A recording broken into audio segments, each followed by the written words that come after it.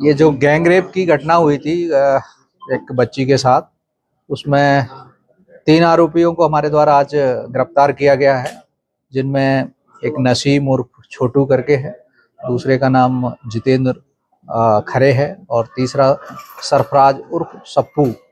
ये तीनों आदतन अपराधी हैं और इन पर कई अपराध कायम हैं और इनको बड़ी मशक्कत के बाद 2 को एक जगह से और एक को एक जगह से गिरफ्तार किया गया है। कहाँ के रहने वाले लोग हैं? ये तीनों लोग कवर्धा के ही रहने वाले हैं और तीनों आदतन अपराधी हैं। पहले भी कई केसों में जेल जा चुके हैं, नशे के आदी हैं, सलोचन वगैरह सूंघते हैं। और इनका कहना है कि ये एक उसमें सलोचन के दुकान से इन्होंने सलोचन चुराया और सलोचन सूंघ के रास्ते में वो लड़की अकेली बैठी देखी तो इन्होंने उस लड़की को उठाया वहां से और गाड़ी में बिठाया, गाड़ी में बिठा के एक सुनसान जगह पे अटल आवास की तरफ ले गए, जहाँ बारी बारी से इन्होंने दुष्कर्म उसके साथ किया।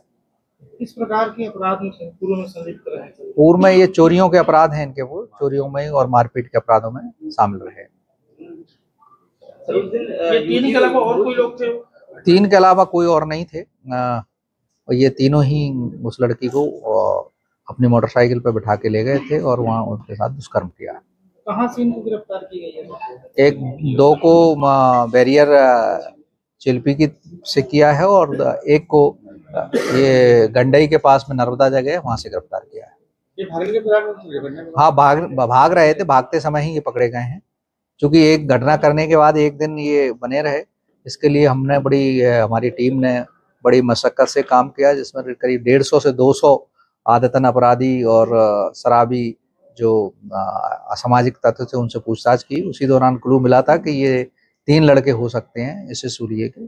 जब पुलिस ने दबिश दी तो और जब इनको ये घर पे नहीं मिले तो नाकेबंदी की गई, तो एक को गंडई से और एक को 2 को चिल्पी से पकड़ा गया और इनसे पूछताछ की गई तो इन्होंने अपना अपराध स्वीकार किया और सारी घटना को बताया कैसे ऐसे किया और इनका कहना है हमारे से नशे की हालत में ये हुआ है।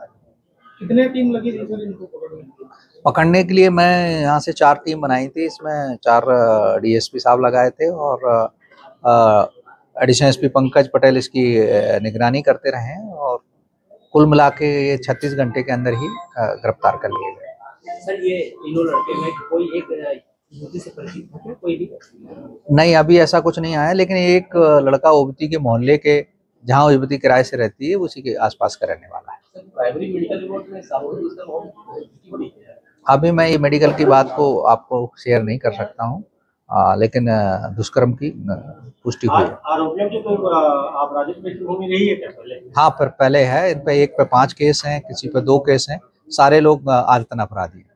इन तीनों आरोपियों से पहले किसी लड़की के साथ पहले से कोई बातचीत वगैरह परिचय? नहीं, ऐसा कोई अभी हुआ वो नहीं आया। आरोपियों का प्रेमी के साथ कोई संबंध है क्या? बातचीत इस जो प्रेमी हैं उसके साथ अभी हम पता लगाते हैं कि इसके कुछ है, लेकिन अभी तक ऐसा कोई वो नहीं मिला है कि उसके साथ कोई इसका संबंध हो। सर जिस बाइक में घटना को अंजाम दी वो बाइक चोरी है कि नहीं? ये इसी की बाइक है, छोटू की, और छोटू की खुद की बाइक है, उसी से इन्होंने घटना को अंजाम दिया। इनमें से 2 शादीशुदा हैं और एक शादीशुदा नहीं। सर आरोपियों को भी कोई जख्म आया मिला है क्या? हाँ, आरोपियों में जो लड़की ने काटा था इसके हाथ पे टीथ वाइट हैं, वो हैं उसके उस पर। सर एक कवर्धा के रहने वाले जरूर, लेकिन कहाँ के हैं कवर्धा में?